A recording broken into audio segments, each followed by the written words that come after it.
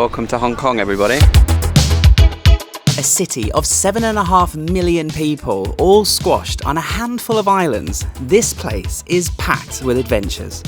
What a great image of the old Hong Kong with the backdrop of the new. We will be exploring by all modes of transport today and diving into the deep end in this fast-paced and frantic place. This is so much fun. I've come here for a very special reason, which I'll get onto a little bit later. But for now, let's pick things up by the city skyline on a moody, brisk morning.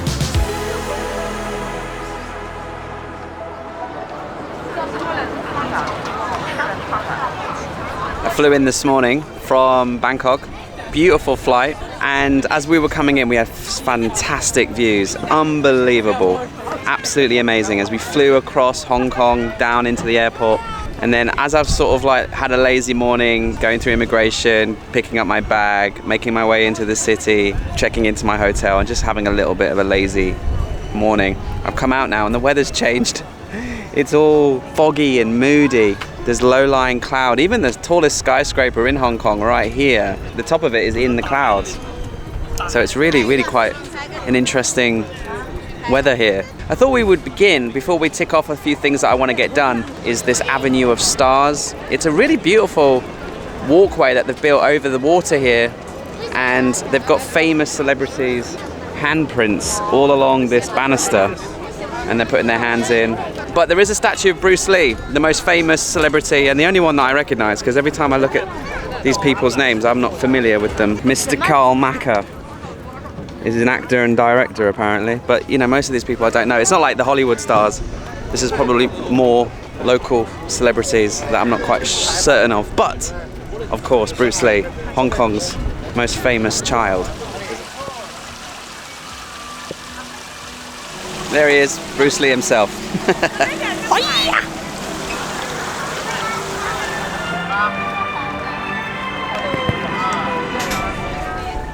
It's a Saturday, so it's absolutely chock-a-block.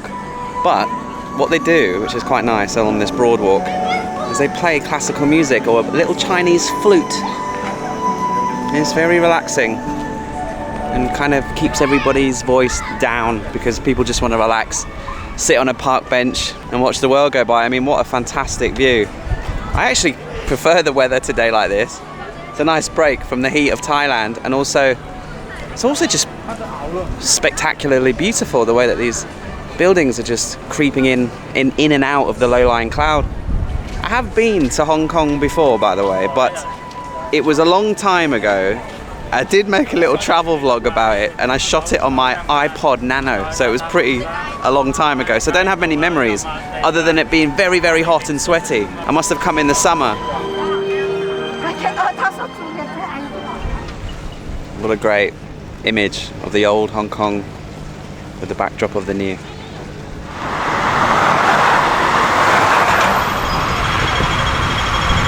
The sun's come out now and it's bloody boiling, so I've got to leave my fleece back at my hotel room. I didn't bring a bag with me on this trip, just a big backpack which I can't be arsed carrying around, but it gives me a good excuse to show you the building that my hotel's in. Hong Kong is, you know, very packed. There's not many places to build, so everyone builds up in the tall buildings, and so all of these buildings, they'll have a hotel on one floor, then they'll have a restaurant on the next floor, and it's all on top of each other. And when I checked in, I thought, bloody hell, where have I booked? Because it didn't fill me with much confidence. It looks like a complete fire hazard. But basically that building is my hotel and about 75 other hotels, restaurants, and on the ground floor there's loads of Nepalese and Middle Eastern and Indian food. And every time I walk to and fro to the hotel to get the lift, I can't help but think, God, that smells incredible. And since it's lunchtime, let's grab something to eat. We have the barbecue biryani, chicken. We have dum biryani. We have fried rice as well. Mutton curry, beef keema, butter chicken. Butter chicken. You want some butter chicken? With some rice? You want some white rice, yellow rice, fried rice, or barbecue? I'll get the chicken tikka with yellow rice and one naan. One naan. Yeah. Okay, welcome. What's the name of this shop? Baba halal food. Baba halal food. Smells delicious. Every time I walk past this, been 3 or 4 times going up and down the escalator, or the lift, sorry. Every time I go up and down the lift, I smell it, and I'm like, oh my god, that smells incredible.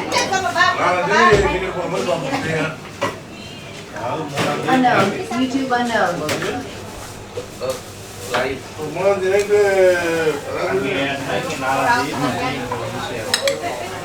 Delicious, absolutely delicious. 95 Hong Kong dollars for lunch. Lovely jubbly, thank you. Hello, how are you? Yes, sir. Biryani, sir. Biryani. Filipino food biryani. So many characters in this little bazaar. Right, let's dump our fleece and let's go for a walk and explore. We need to burn off those calories.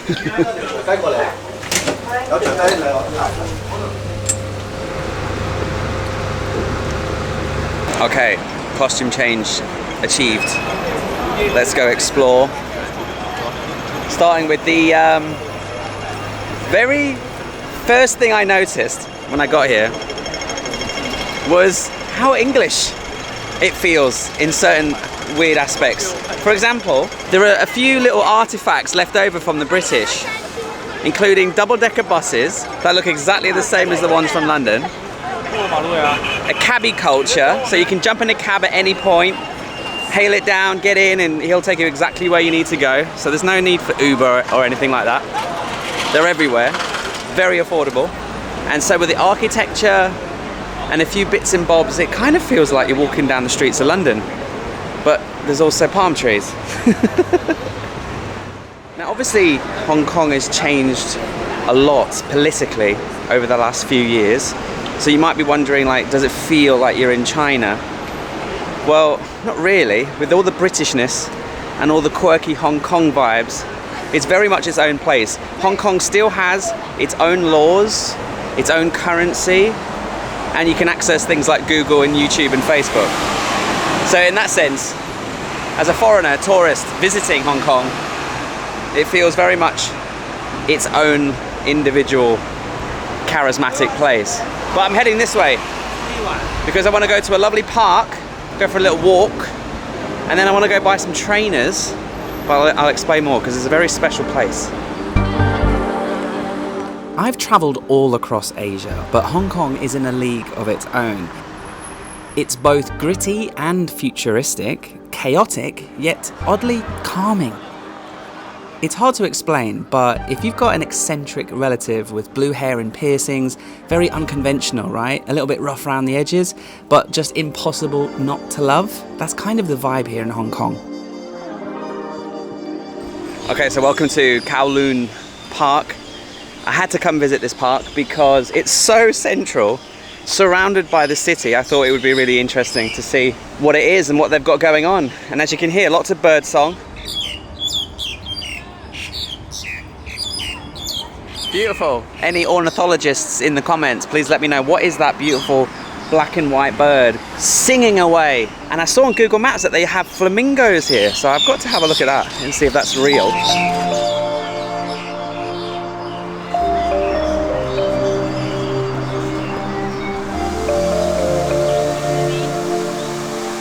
I can confirm, flamingos. This park is completely free to enter and it's got flamingos. And they are absolutely beautiful. And their necks are so long. I don't think I've actually ever seen a flamingo in my life. They are fabulous. Okay, enough of the park. That was beautiful, but I want to keep moving. And I want to take you to a place called Sneaker Street, where they sell trainers and sneakers. And I don't know if it's actually a road called Sneaker Street, so hopefully the taxi driver knows what I mean. But normally when I go traveling anywhere, I normally buy myself a pair of shoes. I always leave enough room in my suitcase because it's just a nice souvenir, memento. I bought these trainers that I'm wearing right now from Kyoto in Japan. Everybody drives a Tesla here, everybody. So what I was thinking is we can go to Sneaker Street, have a look around, see if we can find a nice pair of trainers and buy a souvenir.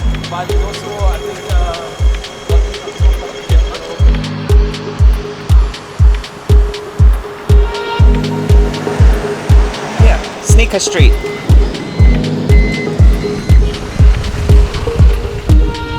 Getting around Hong Kong in these taxis is completely effortless and so much fun. Sure, there are buses and trains which are much cheaper, but if you ask me, nothing beats zipping through the traffic in Hong Kong in one of these classic red cabs. A quick message from this week's sponsor, Aerolo, the best place to get your eSIMs, and this week we've got a fantastic discount for you. We are all familiar with eSIM technology these days, I hope. You can't really travel without one these days. No longer do you need to queue up for a physical SIM card. You just buy one, install it before you leave, and then activate it the second you land. You could also, by the way, if you forget, buy it at the destination. So let's say you landed in Hong Kong, realized you don't have an eSIM, don't worry, just download Aerolo and you can get a great deal today. Aerolo is the world's first and leading eSIM store, trusted by over 20 million travelers worldwide. If you're using eSIM technology, then you'll know long gone are the days of getting huge roaming bills when you get home. Maybe you just had to stream the match or check your emails when you were on vacation, and then you get stung with a big bill when you get home.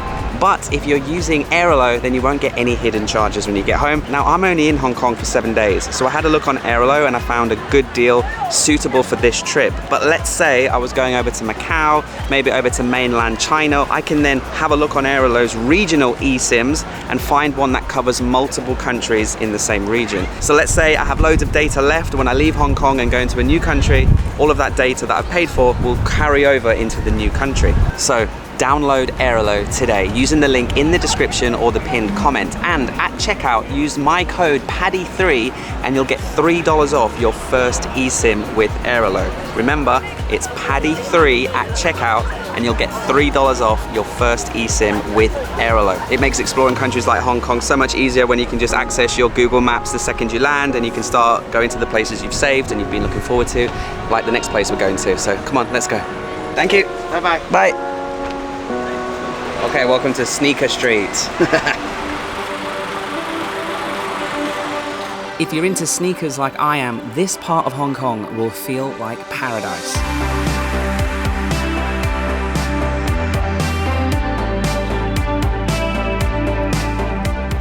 Okay, I wasn't expecting this many shops. It is shop after shop after shop for about 500 meters on both sides of the street. I'm not going to spend too long here because I want to get back down to the beautiful marina and enjoy the better weather and maybe get the Star Ferry across the Hong Kong island. So what I'm going to do, and what I always do when I go shopping for a pair of sneakers or trainers when I'm away, is I just try to find something I can't find back in Bangkok or I can't find at home. Saying that there are plenty of options is a total understatement. It's a sneakerhead's fever dream, but here's the catch. So I think shopping for trainers on a Saturday in the middle of the afternoon in the busiest area of Hong Kong is not the best solution. It's just too busy, everyone's all over each other, grabbing the shoes that are on sale. There's so many shops and so many streets of trainer shops, but I got overwhelmed, I got fed up. So I'm gonna leave the sneaker shopping for another day. I'm gonna jump on the underground and go back to where I'm staying, that area again, and we'll see if we can jump on the ferry and enjoy the afternoon and find some good views. Beneath the madness of the city is one of the world's most efficient subway systems. Dirt cheap, ridiculously easy to use, so let's just hop on and head back to the water.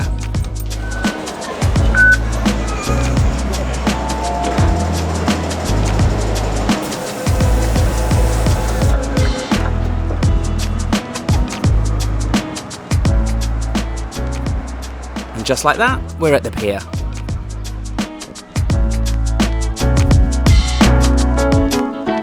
Since the winter hours are quite short, it's getting dark at 6 p.m. today.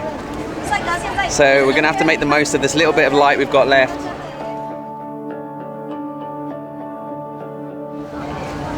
Okay.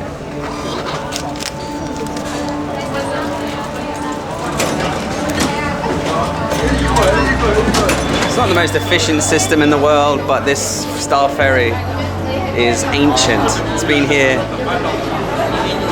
for literally a bloody long time.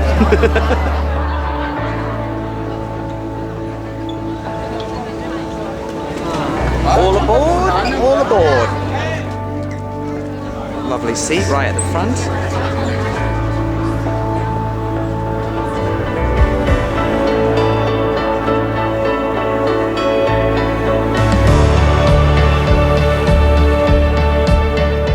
A Hong Kong icon since 1888, the Star Ferry is more than just a ride. It's a front row to one of the best views in the world. And just for a few bucks, you get one of the most incredible views across the water as you travel from one island to another.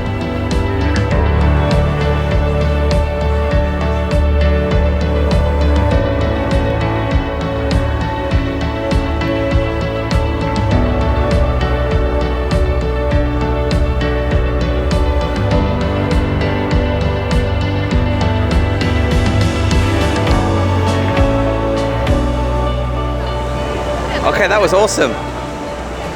The North Star line, this green and white beauty. Man, I really hope they keep them forever and just keep rejuvenating them and refurbishing them because they're beautiful. Absolutely gorgeous vessel, completely wooden inside, but there's a metal hull and exterior.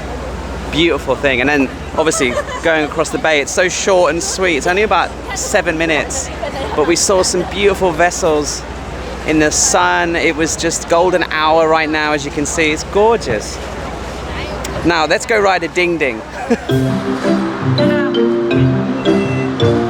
These charming little things are called ding dings because they're named after the unmistakable chime that they make before setting off. They've been rattling through these streets since 1904, and to this day they remain the cheapest and slowest way to soak up the side of the city.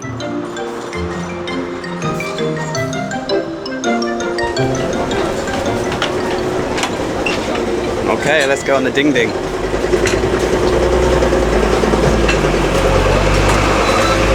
Let's see if we can get a good seat upstairs.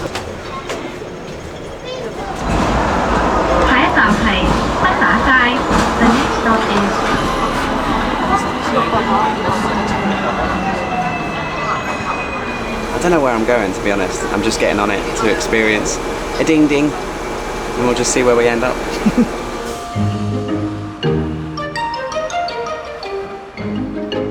Okay, I managed to get a window seat. Yay! So they're very, very rickety and they wobble. So you're probably better off at the bottom, but you get a nicer view up here at the top. Yeah, I absolutely loved these little ding dings. Completely charming, dirt cheap, and you really feel like you're part of this moving time capsule through the city's past.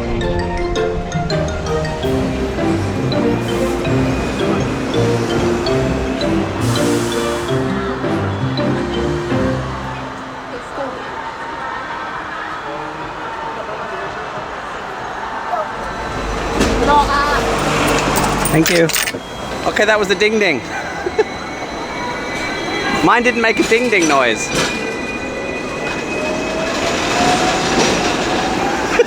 $3. It was quite scary, to be honest. Very rickety and wobbly. If you're wondering, oh, I wish we had that in our city, I don't think you do, to be honest.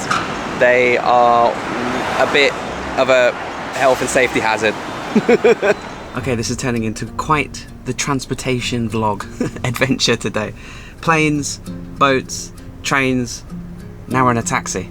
Because the one memory that I can remember from last time I was in Hong Kong was I got the vernacular, the famous vernacular that goes up the mountain to a very beautiful viewpoint on Hong Kong Island where we can look over the whole city, and it was the highlight of my trip, and I definitely want to come back and sort of relive the views. But I do remember it being absolutely chock-a-block trying to get on that little vernacular, and with it being Saturday, with the weather turning and it being a great afternoon, I think everyone's going to be getting on that vernacular. Huge queues, so I'm just jumping in a cab, a very traditional Hong Kong style cab.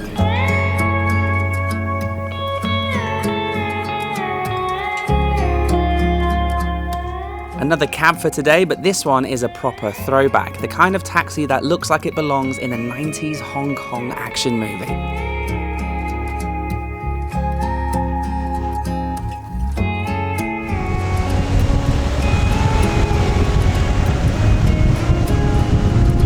This is one of the coolest taxi rides I've ever had in my life. We are going round and around and up and up and up, and we're going quick. This guy's driving a go-kart, it feels like. It's bouncy, it's bobbly, it's analog, it's old school. I love it. This is why I really love Hong Kong. It's got that juxtaposition, you know, modern skyscrapers, modern Chinese infrastructure, but it's all completely old-fashioned analog taxis and minivans and ding-dings and all sorts of things. Very rustic, but also very modern. It's a real brilliant blend. I hope they never lose the charm. I hope they keep it like this.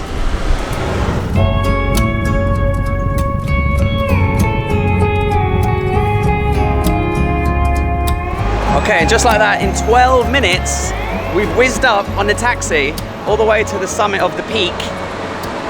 Now, over my shoulder is a viewing platform that I know you have to pay quite a lot for, but all along this neighborhood, there are loads of free viewpoints, just like this one. But we'll keep going until we find a bit of a quiet spot.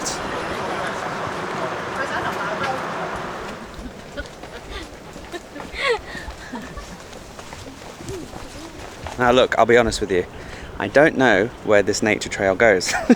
I don't know if there's a really nice view, but I do know that I'm not standing with 1,000 other people shouting and screaming, trying to take a nice picture. I do know that hopefully, fingers crossed, we might find a little bit of peace and nature on this nature trail with a free view of Hong Kong. This is so much fun.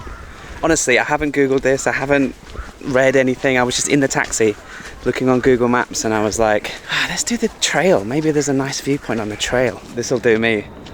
A quiet little section of the path with a slightly interrupted view, but that's fine. We're getting interrupted by nature, flowers and trees. And I think this neighborhood, this is where people come to run and like exercise. See? Must be a very nice area to live up here. And what a view. It's a bit misty and foggy again. The weather today's been crazy. First it was freezing and then it was boiling, then it was foggy and then it was clear. Now it's foggy again. We're just gonna wait up here for a good 15-20 minutes and wait for it to get fully dark and then watch all the buildings light up. Should be quite nice. Wow. This is absolutely incredible. I've just come around the corner a little bit more. I mean, we must be on the edge of a cliff because we're looking down like satellite imagery on the city. I feel like I can see the tops of people's heads walking down the street. It's unbelievable. Like, where are we? This is free. This is free, this view. This view that I'm looking at is free. Apart from the taxi up. When you get on that Hong Kong trail, it's about 700 meters. Keep going, keep going. The view gets better the more you go.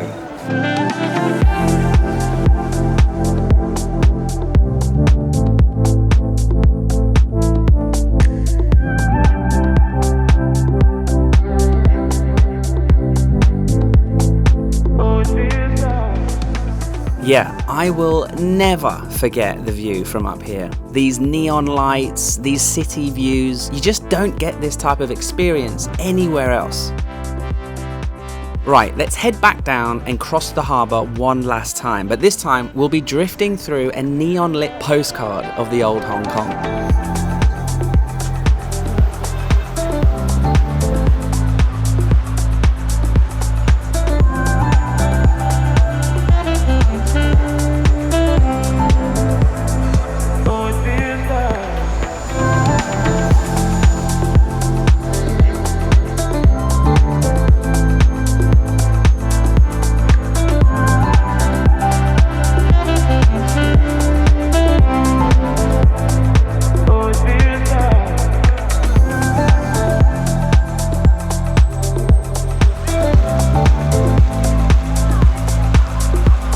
Okay, that was quite the dining experience. I love to travel and try the foods in the countries that I visit, and you know, how could I knock up a really good recommendation that one of you guys gave me, actually.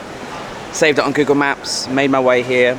This area, by the way, very, very cool, very photogenic, especially at night.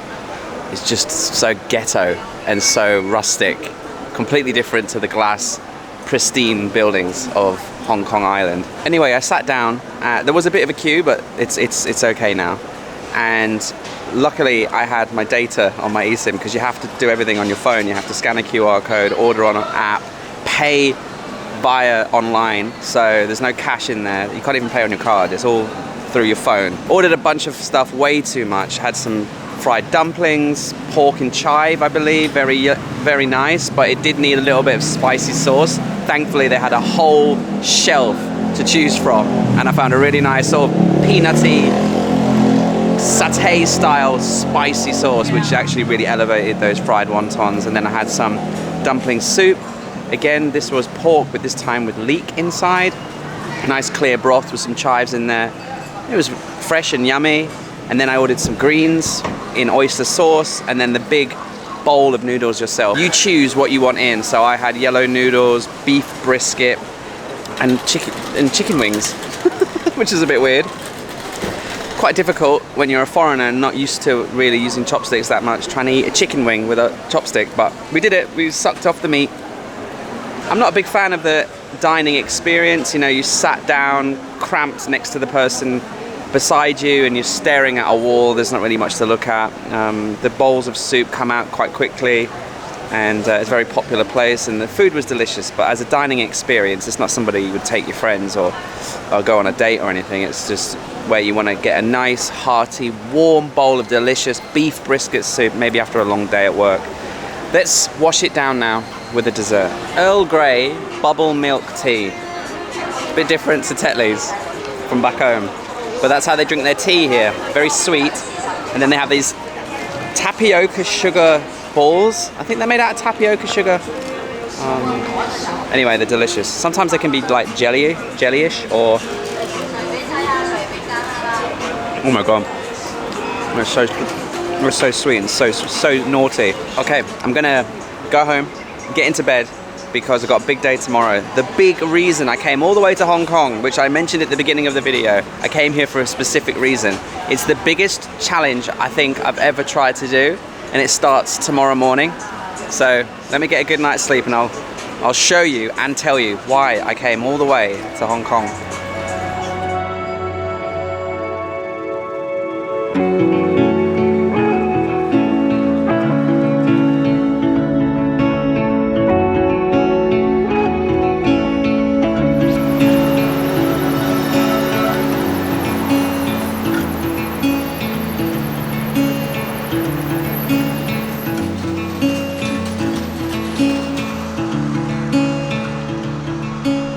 My little hotel didn't come with breakfast.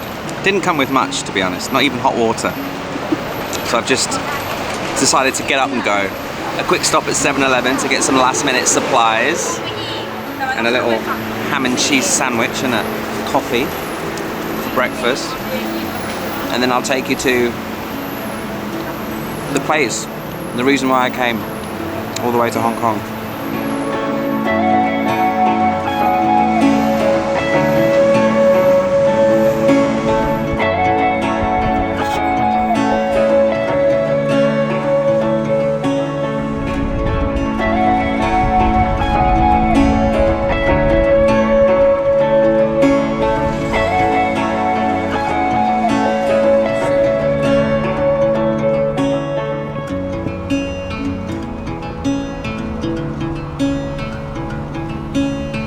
Okay, bye-bye.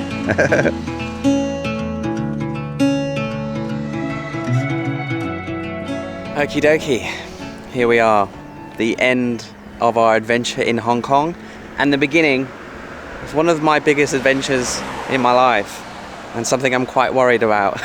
I am a little bit anxious and excited actually, but a little bit worried, because this is the beginning of the MacLehose Trail, a 100-kilometer hike that goes all the way up and around the coastline, through the mountains, up and over the wilderness for 4, maybe 5 days across the entire country of Hong Kong. This is the reason why I came to Hong Kong. In my little backpack, I have my tent, my sleeping bag, my food, my stove, my kitchen, my toilet. I'll be living out of a backpack for the next 4 days. This is my first ever multiple day in the wilderness hike on my own, where I'm literally bringing everything I need with me. Whenever I've done hiking in the past, I've always stayed in guest houses, hostels and cabins. This is real wilderness. This is a real physical, mental challenge. And it all begins next week.